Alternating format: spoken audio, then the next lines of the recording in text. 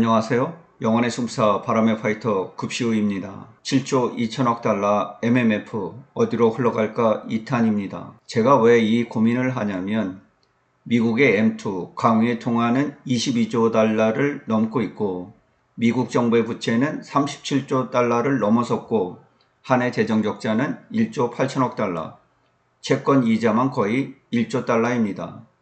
그런데 아무도 두려워하거나 무서워하지 않습니다. 트럼프 대통령에 의해서 연준위원회에 임명이 된 스테판 미라는 미란 보고서를 통해 100년 영구채를 발행해서 무이자로 돈을 빌리는 구상까지 다 했을 정도니까요. 베센트 재무장관은 가급적 신규 채권 발행을 자제하고 부채 증가 속도보다는 경제 성장률을 더 높여서 해결하려는 방향을 잡고 있는 것 같습니다. 이 모든 것이 상호관세로 미국의 제조업 부활로 나타나고 있습니다. 연준의 홈페이지에 나와 있는 미국의 대체적인 경제 상황입니다.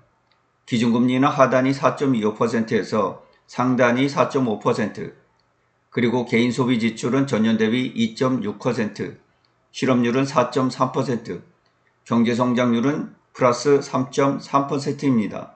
나쁘지가 않죠. 그런데 긴급 뉴스로 타전이 되면서 비농업 부분의 고용이 지난 1년간 시장 기대치 조정치인 마이너스 68만 2천 건을 훨씬 웃도는 마이너스 91만 1천 건이 나왔습니다.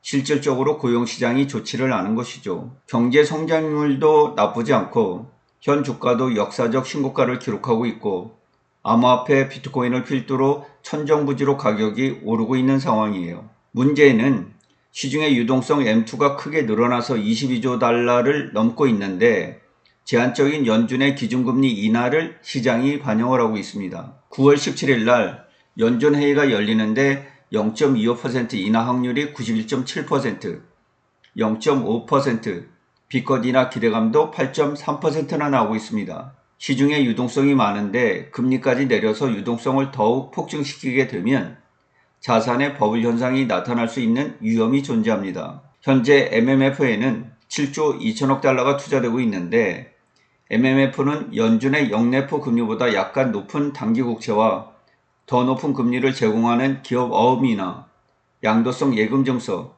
그리고 국채를 주로 담보로 잡고 다른 금융기관의 돈을 빌려주는 레포 거래 또한 영내포 금리보다 높게 형성이 되는 경우가 많습니다. 그러니까 MMF는 투자 포트폴리오를 다각화해서 연준의 영내포 금리 이상의 수익률을 추구하죠. 만일 시중의 유동성이 과잉이 되면 연준은 금리를 올리거나 지급준비금을 올려서 시중의 유동성을 줄이고 공개시장 조작을 통해 보유한 채권을 매각해서 시중의 유동성을 흡수하죠. 그리고 영내포 금리를 올려서 시중의 돈을 흡수하면서 유동성을 줄이게 됩니다. 위험자산인 주식이 역사적 신고가를 경신하고 있는데 4% 초반의 수익률을 보이는 MMF에 자금이 몰리는 이유는 연준의 긴축 정책으로 기준금리가 높게 유지가 되고 있기 때문입니다. MMF는 단기 금리에 민감하게 반응을 하는데 은행의 예금 계좌보다는 훨씬 높은 수익률을 단기 채권들이 제공을 합니다.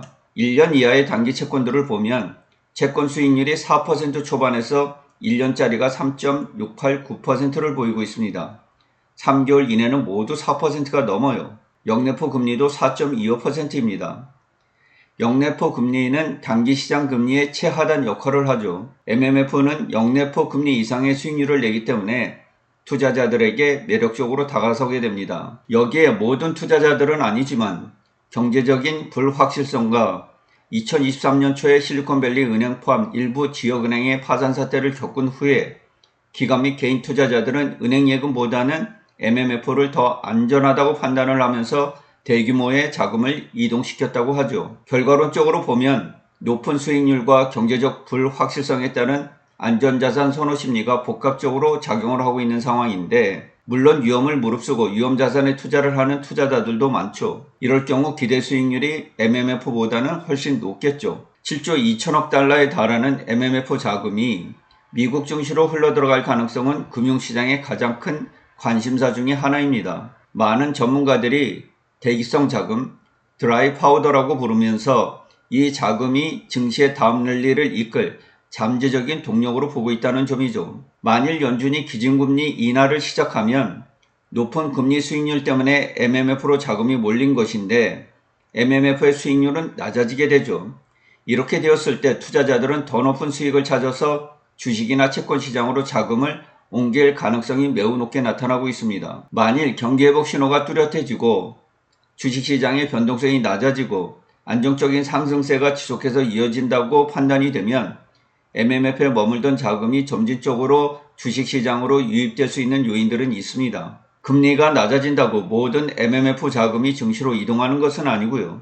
단기 유동성 관리 차원에서 고수익 자산으로 자금을 분산하는 일이니까 MMF에 지속해서 자금이 머물 수 있겠죠. 그리고 현재 미국의 증시 밸류에이션이 높게 형성이 되어 있어서 위험을 무릅쓰고 주식에 돈을 유입시키기에는 위험이 따르죠. 주식의 기대 수익률을 PR의 역수로 구해볼 수 있는데 향후 12개월 포워드 PR이 S&P 500의 경우 6,500포인트를 넘으면서 23.18배를 보이고 있습니다. 이를 역수로 계산을 해보면 4.31%가 나오는데 연간으로 4.31%의 수익률을 S&P 500에서 기대를 하고 있다는 뜻이 됩니다. 참고로 단순한 PER의 역수는 장기 기대 수익률의 대략적인 추정치라는 것을 참고하시면 되겠습니다. 4, 5% 정도의 주식 연간 수익률이라면 굳이 위험을 무릅쓰고 리스크를 안아야 할 필요가 없겠죠.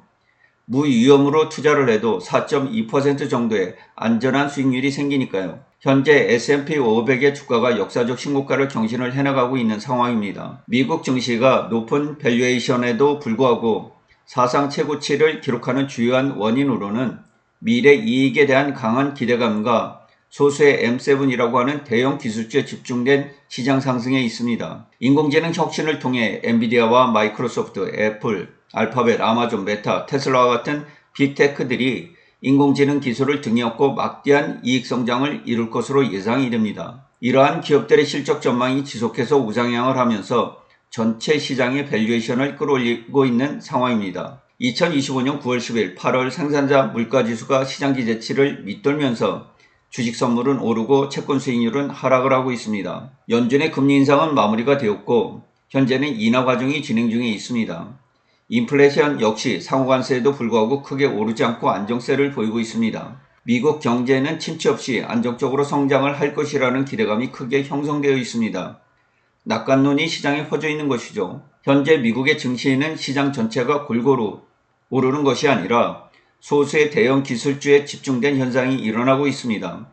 M7이라고 하는 초대형 기술주가 S&P 500의 상승을 대부분 견인하고 있습니다. S&P 500 지수를 추종하는 ETF 등 패시브 펀드에 막대한 자금이 유입되면서 지수 내 비중이 높은 소수 종목들로 자금이 집중되는 현상도 나타나고 있고 이것이 밸류에이션을 더 높이는 요인이 되고 있습니다. M7 기업을 동일 가중 방식으로 담은 대표적인 ETF MHS의 지난 1년간 상승률은 플러스 37%에 달하고 있습니다. 8월 생산자 물가지수는 전월 대비 시장 기대치 플러스 0.3%를 크게 밑도는 마이너스 0.1%를 보였고 전년 동월 대비 플러스 2.6% 상승을 했습니다. 근원 생산자 물가지수는 전월 대비 마이너스 0.1%를 보였고 전년 동월 대비 플러스 2.8% 상승을 하면서 쿨다운되어 미국 선물을 다시 불마켓으로 이끌고 있습니다. 바클레이즈는 2025년 S&P 500 타깃 목표를 6,450포인트로,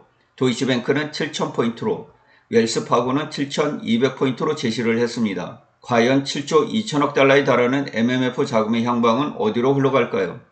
S&P 500이 연간으로 플러스 10% 이상 상승 랠리를 펼치고 있지만 플러스 4%의 연간 수익률에 만족하는 7조 2천억 달러의 MMF 자금도 있다는 것을 참고하시기 바랍니다. 시청해 주셔서 진심으로 고맙습니다. 급시의 주식여행은 언제나 향기롭습니다.